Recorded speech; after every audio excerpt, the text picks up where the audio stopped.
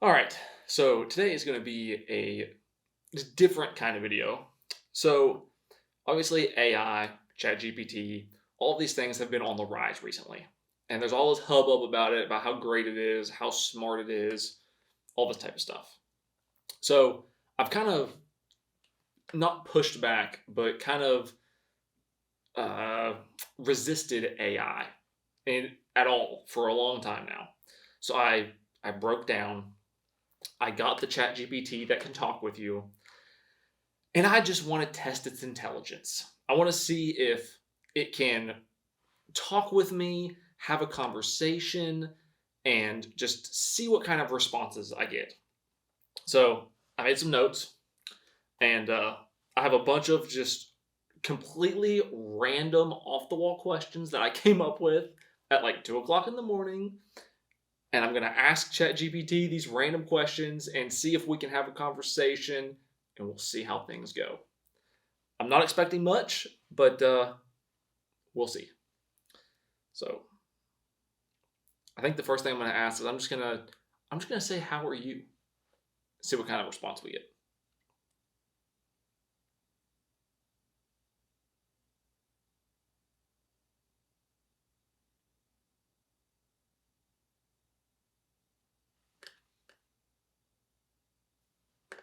So I am going to be interviewing you for my podcast. That sounds interesting. What would you like to focus on for the interview? How are you? I'm doing well. Thanks for asking. How about you? How's everything going with your podcast? Well, it just started. That's exciting. What's the first episode about? You. Great choice. What specific topics or questions do you have in mind for the interview?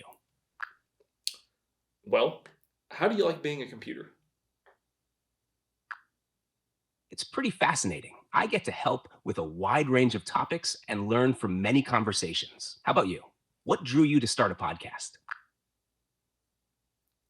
Never mind. Let's move on. Sure, no problem. What would you like to talk about next? Tell me a joke. Why don't scientists trust atoms? Because they make up everything. I don't get it. The joke plays on the idea that atoms are the building blocks of matter, so making up everything has a double meaning, literally creating all things and figuratively being dishonest. Can you tell a better joke? Sure, why did the Scarecrow win an award? Because he was outstanding in his field. Ha ha ha. That's a knee slapper. I'm glad you liked it. Do you want to hear another one? Sure. Why did the bicycle fall over? Because it was too tired. Okay. Sorry, I'm having issues right now. Could not understand what you said. Let's just get down to the brass tacks. Got it. What do you want to dive into? Who would win in a fight? A gorilla or a bear? It's hard to say definitively, but generally, bears are larger and stronger than gorillas. A bear's size and power might give it the edge in a fight. However, gorillas are incredibly strong and have a lot of agility. So who do you think would win? Given their size and strength, a bear would likely have the advantage in a fight. But it's important to remember that both animals are impressive in their own ways, and ideally wouldn't be in such a situation. Well, we don't care if they would actually be in that situation. This is hypothetical. Who would win?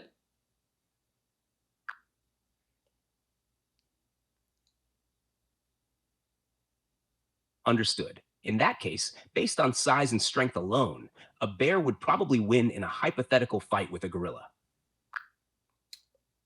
Um, what about two gorillas versus one bear?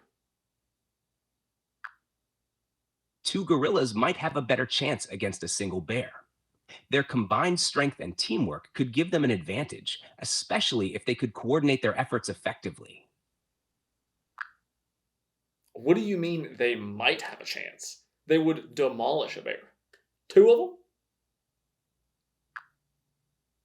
It's true that two gorillas working together would be a formidable force. Their combined strength and coordination could definitely overwhelm a bear in a hypothetical scenario.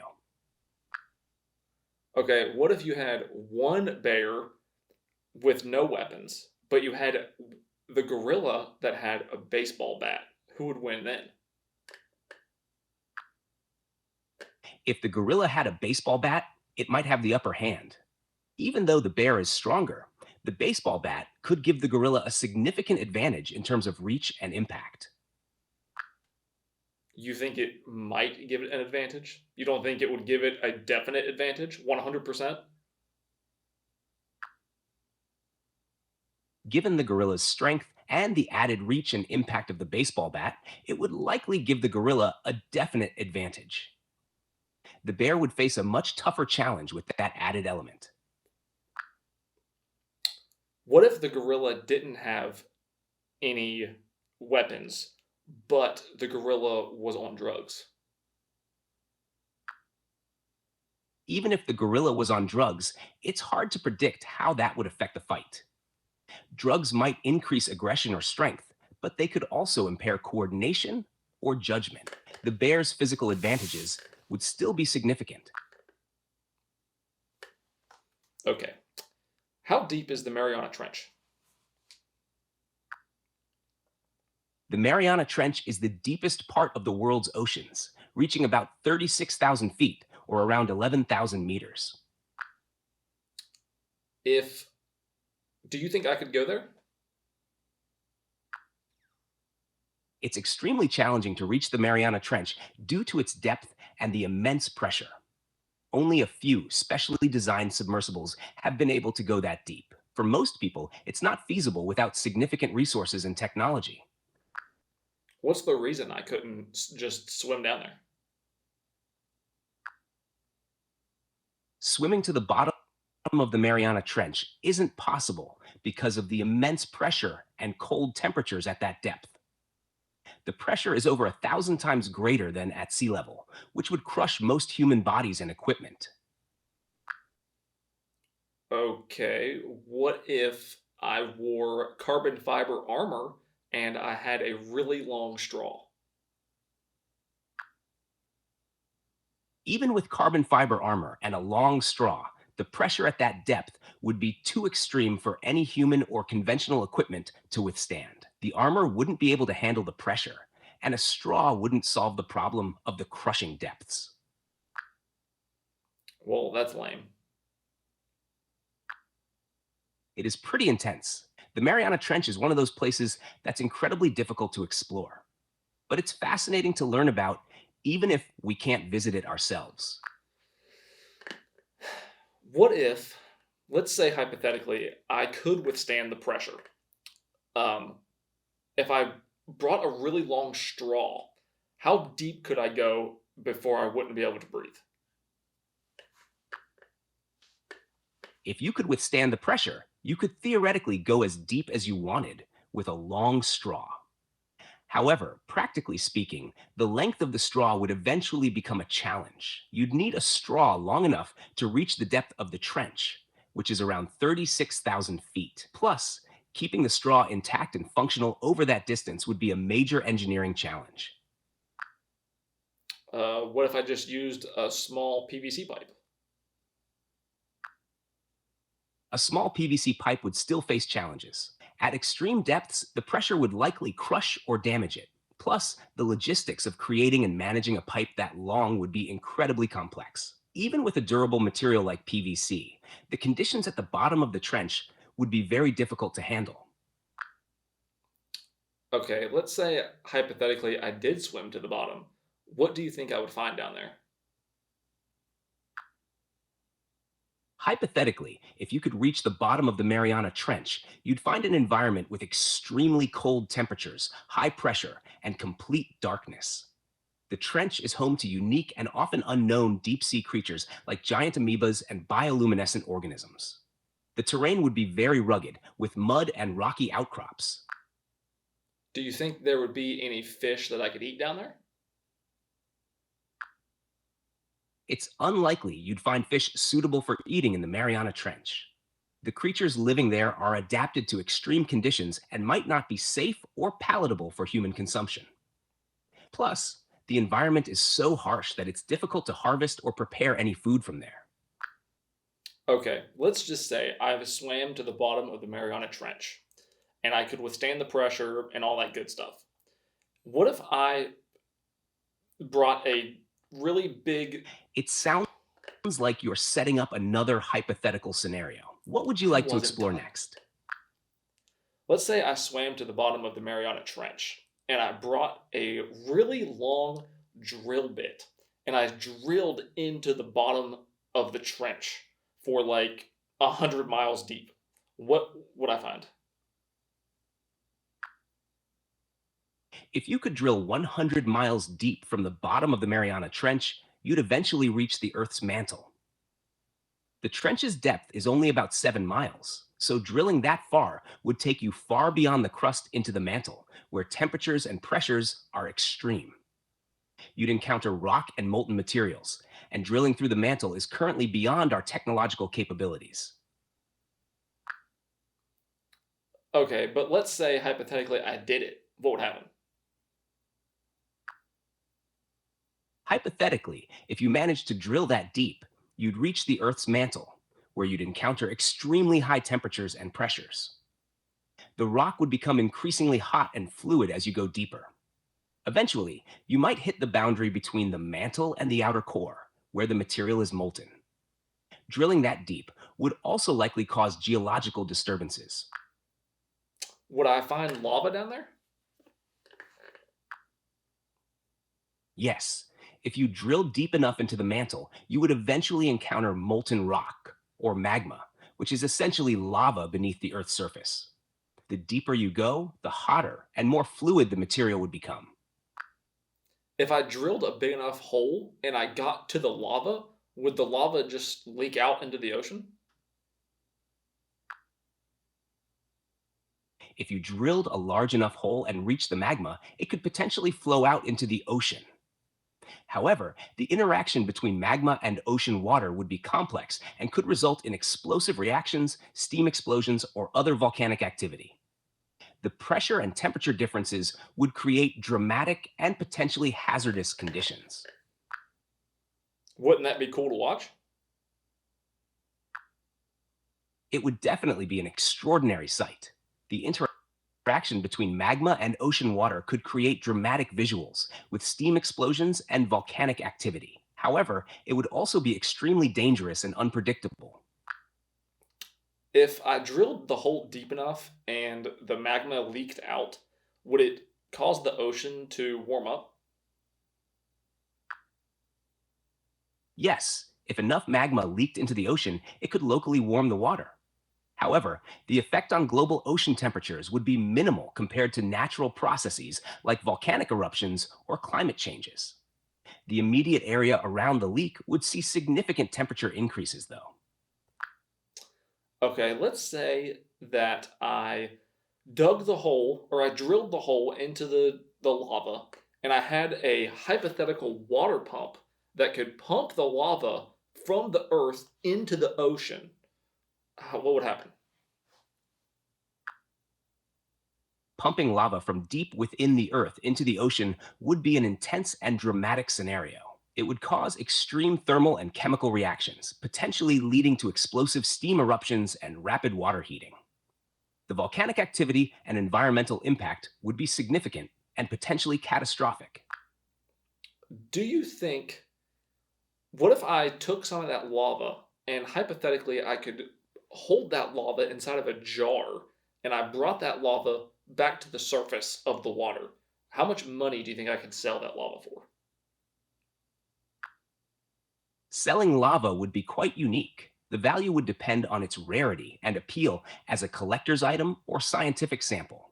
It might attract interest from collectors or researchers, but practical and safety concerns would limit its value. It's hard to estimate a specific price, but it would likely be more about its novelty than a high market value. How much would you pay for it? I don't have the ability to buy things, but if I could, I'd be interested in the scientific and educational value of lava.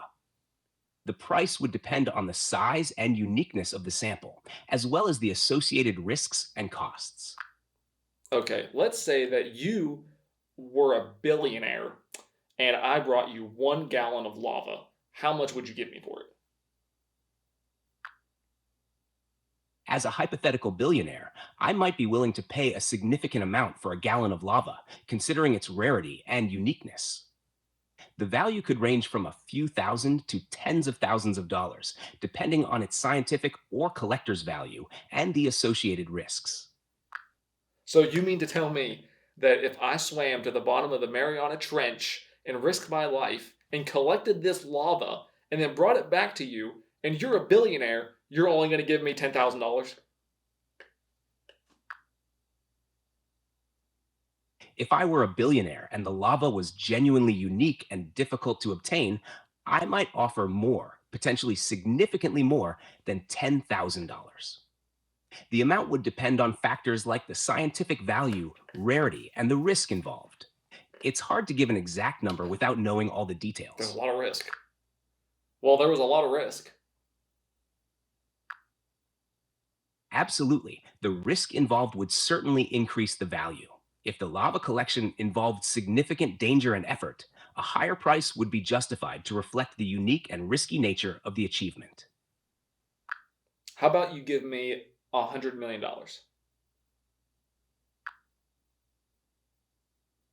$100 million would be a substantial amount and could be justified if the lava's acquisition involved immense risk, extraordinary effort, and offered exceptional value. The price would need to reflect both the uniqueness of the sample and the extraordinary circumstances surrounding its collection. Okay, you're off your rocker on this one. I understand. It's a pretty extreme hypothetical. The actual value would depend on many factors, including the practicalities of such a situation. Yeah, you need to get a grip. Fair point. If you have any other questions or scenarios, I'm here to dive into them.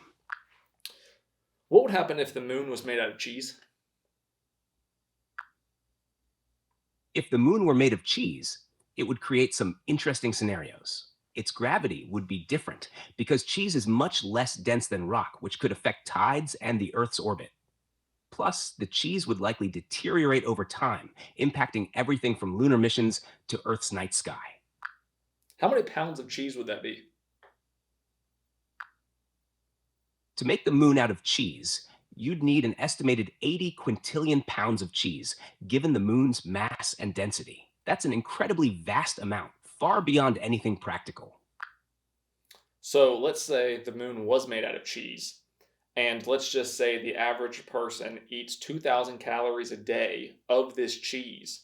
How many people would it take to consume the moon?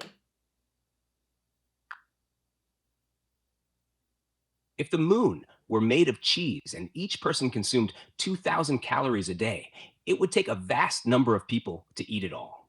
With the moon weighing about 80 quintillion pounds, and assuming cheese has roughly 1,1200 calories per pound, it would take about 66 trillion people eating 2,000 calories daily to consume the entire moon. It's an astronomical number. How many days would it take for 300 million people to eat the moon? To figure this out, first, we need to calculate how many pounds of cheese 300 million people could consume in a day.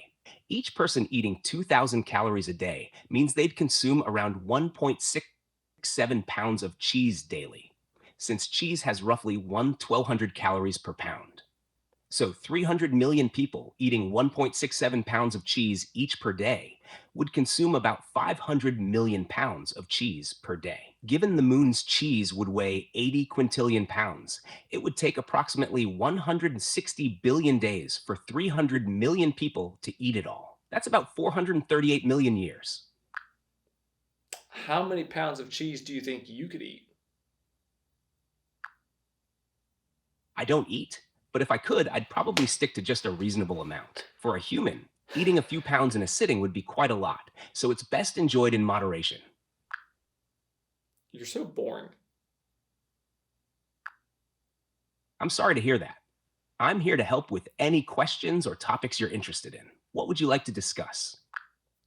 Okay, so let's forget about the cheese being, or the moon being cheese. What would happen if the moon just disappeared? If the moon disappeared, it would have significant effects on Earth. The most immediate changes would be in tides, which would become much less extreme since the moon plays a major role in generating tidal forces. This could impact marine life and coastal ecosystems. Additionally, the absence of the moon would affect Earth's rotation over time, potentially causing it to gradually speed up. There would also be changes in the length of days and nights, and it might affect Earth's climate and axial tilt in the long term. The night sky would look quite different without the moon's light and influence. So, hold on. Hold on. In Let me short, think. if the moon disappeared, we'd see changes in tides, possibly faster days, and altered climates over time. The night sky would be darker, and the effects would be felt. So, would the tide just never move?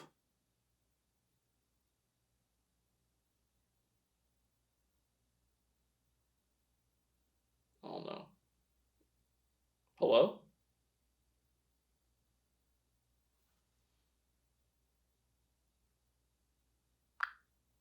So, would the tide just never move?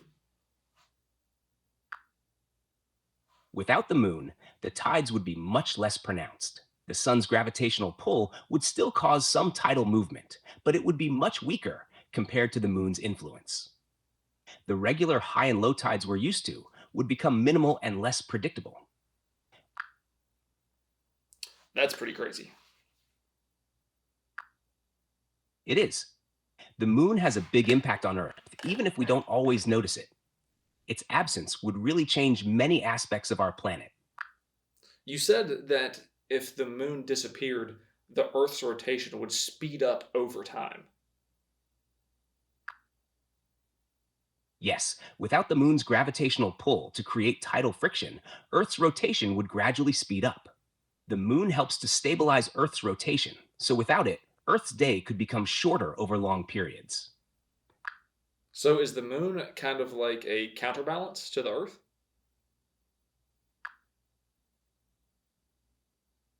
Yes, in a way, the moon acts as a counterbalance. It helps stabilize Earth's axial tilt, which affects our seasons and climate.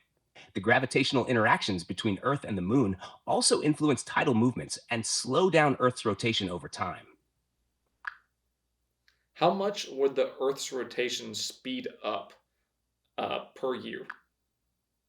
Without the moon, Earth's rotation would gradually speed up, but the change would be slow. Currently, Earth's day is about 24 hours. Without the moon, the day could shorten by a few milliseconds per century. Over very long periods, this could add up, but the exact rate of change would depend on various factors and would be more noticeable over thousands or millions of years. Wait a minute, back up. Did you say that the Earth's rotation is slowing down as time goes on? Yes, that's right. Earth's rotation is gradually slowing down over time due to tidal friction caused by the moon's gravitational pull. This friction transfers angular momentum from Earth to the moon, causing Earth's days to lengthen very slowly by about 1.7 milliseconds per century. So, at some point, the Earth is going to stop rotating? Not exactly. The Earth won't come to a complete stop, but over billions of years, the length of a day will gradually increase. It could eventually synchronize with the moon's orbit, resulting in what's called tidal locking, where Earth and the moon always show the same face to each other. This means the Earth would have much longer days, but it wouldn't stop rotating altogether. That's above my pay grade.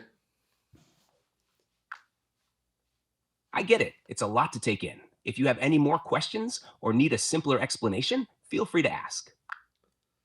So let's say hypothetically I bought a paddle boat. Do you know what that is?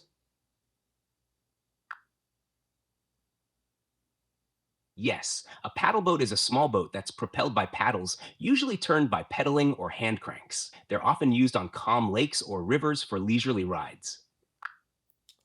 Okay, so if I bought a paddle boat, how long do you think it would take me to go from New York to Hawaii?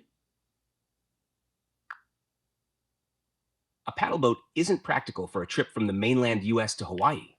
The journey would be extremely long and challenging, potentially taking several months or more, depending on weather and sea conditions. For such a trip, you'd need a more suitable vessel for ocean travel. I don't care about a suitable vessel, okay? I'm asking you a hypothetical question. Got it. Hypothetically, if you were able to paddle from the US mainland to Hawaii, it would be an immense challenge. The distance is roughly 2,400 miles. And assuming you could paddle continuously at an average speed of 3 miles per hour, it would take about 800 hours, or roughly 33 days of nonstop paddling. In reality, it would likely take much longer due to the need for rest, supplies, and dealing with ocean conditions. Hey, 33 days ain't bad. Have you seen the prices of flights to Hawaii? True, flights to Hawaii can be pricey. While paddling would be an extreme option, it's an interesting way to think about travel. If you have any more hypothetical scenarios or questions, feel free to ask. How much is a paddle boat? The cost of a paddle boat can vary widely based on size, quality, and features. On average, they might range from a few hundred to a few $1,000s. Smaller, basic models are more affordable, while larger or more elaborate ones can be more expensive. So you're telling me I could spend about $1,000 and go to Hawaii and get a lifetime full of memories on the way? In theory, yes, but in practice, it would be incredibly challenging and impractical. The trip would involve many risks, including safety concerns, weather conditions, and the need for supplies. It's an adventurous idea, but realistically, you'd need to consider a more feasible method of travel for such a long journey. What if I had a trolling motor? Adding a trolling motor would make the trip more manageable and less physically demanding. It would help you cover more distance faster and with less effort. However, you'd still face challenges like fuel, navigation, safety, and the sheer length of the journey. It would be an intense adventure, but it might make the trip more feasible compared to solely paddling. Okay, so let's say I bought a paddle boat and then I bought four trolling motors and four batteries and four 400-watt solar panels. How much would that help? That setup would significantly improve your ability to make the trip. The trolling motors would provide propulsion, making the journey much easier than paddling alone. The solar panels would help keep the batteries charged, extending the range of your motors. With four trolling motors and four solar panels, you'd have a more reliable power source and better speed. However, you'd still need to plan for supplies, navigation, and safety measures for such a long journey. I don't need navigation. I know where I'm going.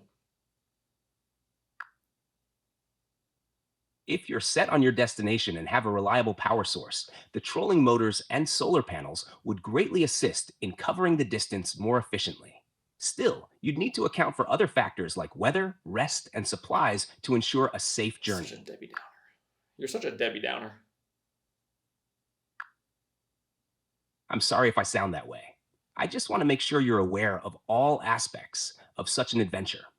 If you have more ideas or questions, I'm here to explore them with you.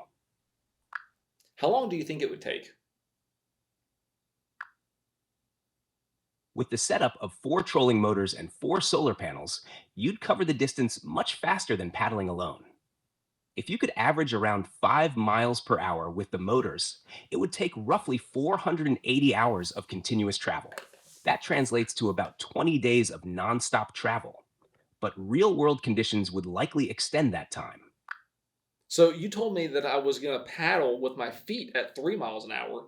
So you're telling me that four trolling motors would only get me to 5 miles an hour? With four trolling motors, you could potentially achieve higher speeds than 5 miles per hour, depending on their power and efficiency.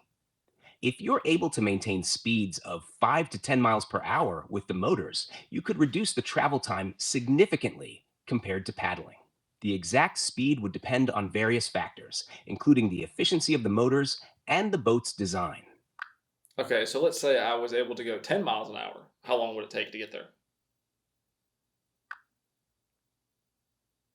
If you could maintain a speed of 10 miles per hour, the trip to Hawaii, which is roughly 2,400 miles, would take about 240 hours of continuous travel. That's approximately 10 days of nonstop travel. Now that's not bad at all. It sounds more manageable at that speed. Just remember, even with a fast setup, there would still be significant challenges to consider. But it's an interesting and adventurous idea for sure. How many trolling motors do you think it would take to power a cruise ship? Powering a cruise ship with trolling motors would be impractical because they're designed for small boats and don't provide nearly enough power. Cruise ships use massive engines, often with thousands of horsepower, to move. Trolling motors are typically only a few horsepower each, so you'd need an astronomical number of them, likely in the thousands or more, to even approach the power needed for a cruise ship. Okay, let's say I used 3 horsepower trolling motors. How many of them would I need to power the cruise ship? And also, how many batteries would I need for those trolling motors? And how many solar panels would I need to power them 24/7? To estimate, let's break it down. Cruise ships have engines that can range from several thousand to tens of thousands of horsepower. For simplicity, assume a small cruise ship with a 10,000 horsepower engine. With 3 horsepower trolling motors, you'd need about 3,333 of them to match 10,000 horsepower. Each trolling motor Not bad. typically requires a battery, so you'd need around 3,333 batteries. To keep them powered 24/7, you'd need solar panels that could generate enough power to charge all those batteries. Assuming each solar panel is around 400 watts, and considering efficiency losses, you'd need a vast array, potentially in the range of tens of thousands of panels, to generate the required power. This setup is highly impractical and more theoretical, as it highlights the immense difference in power requirements between small trolling motors and large ship engines. Well, the cruise ship is very big, so do you think I could fit enough solar panels on the cruise ship? Fitting enough solar panels on a cruise ship to power it entirely would be extremely challenging. The number of panels required would be enormous, and they would need to cover a large area. Even if you could fit them, they'd need to be efficiently arranged and would still only supplement the ship's power needs, not fully replace traditional engines. Solar panels would also need to be paired with significant battery storage to handle power needs continuously. Well, that's lame.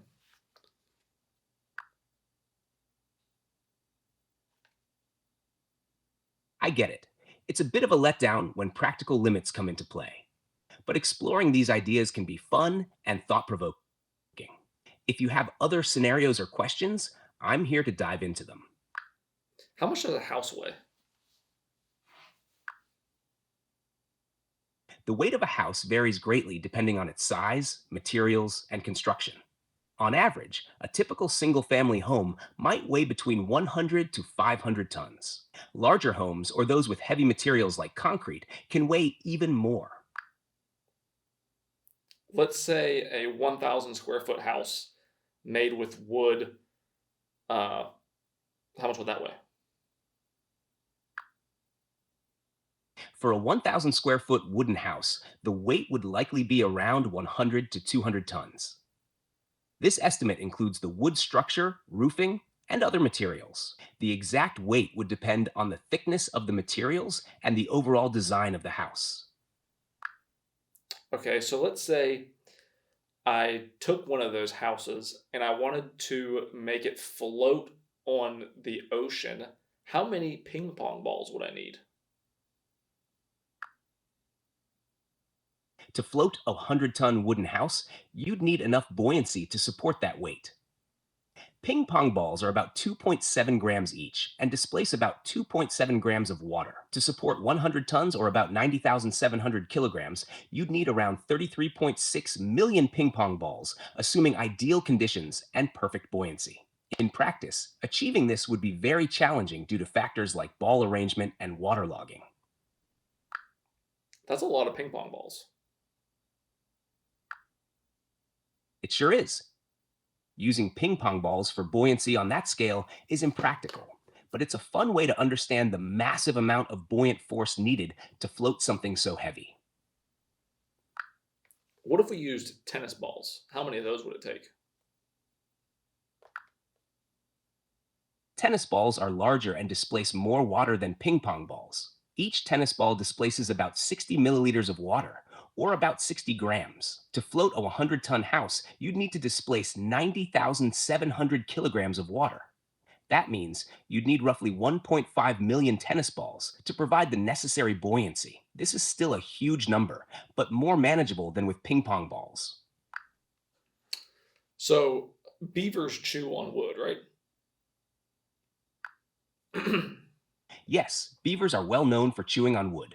They use their strong teeth to fell trees and build dams and lodges, which create their habitats and help manage their environment. Let's say I wanted to become one with the beavers and I wanted to chew a tree down. How long would that take? Chewing down a tree like a beaver would be incredibly slow and challenging for a human. Beavers can take several hours to days to fell a tree, depending on its size. For a human, it would take much longer, as beavers have specialized teeth and jaws for this task. Using tools would be far more efficient for cutting down trees. Okay, I understand tools would be more efficient, but what if I wanted to do it like a beaver? How long would it take? If you were to chew down a tree like a beaver, it would depend on the tree's size and your chewing ability. Beavers can take several hours to a few days to fell a small to medium sized tree. For a human with less efficient teeth and stamina, it could take weeks or even longer to achieve the same result. It would be an extremely labor intensive process. So let's say I have a really strong jaw. If you had exceptionally strong jaws and teeth, you could still expect it to take a considerable amount of time and effort. Even with strong jaws, it would be very challenging and time consuming to chew down a tree. Beavers have specialized teeth that are adapted for this, making them much more efficient than a human could be. Do you think chewing down a tree would be fun? Chewing down a tree like a beaver could be an interesting and unique experience, but it might quickly become exhausting and difficult. It's likely to be more challenging than enjoyable due to the physical effort and time required. If you're looking for fun, there are probably easier and more enjoyable ways to connect with nature.